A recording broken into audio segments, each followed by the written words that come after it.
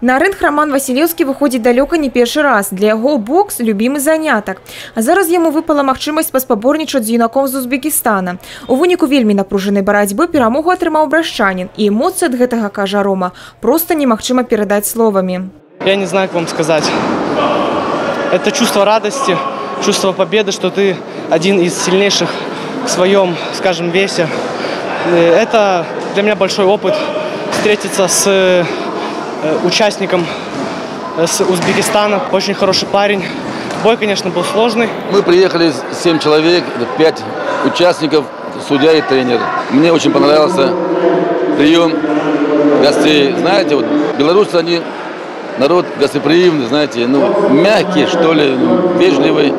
И нам здесь, понимаете, как будто мы находимся в Ташкенте, в Узбекистане.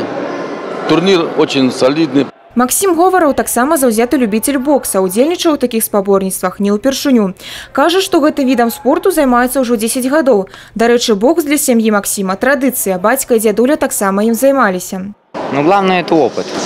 Победа, проигрыш – это не главное. Опыт. С каждым боем набираешься больше опыта. Выигрываешь, проигрываешь, не расстраиваешься, идешь вперед и все.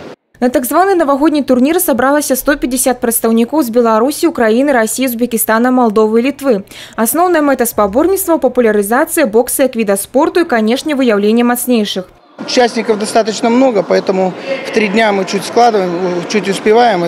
Хотелось бы, наверное, расширить его, чтобы уже было 4 дня. В Брестской области у нас, наверное, человек 70-80, а с Бреста человек 40.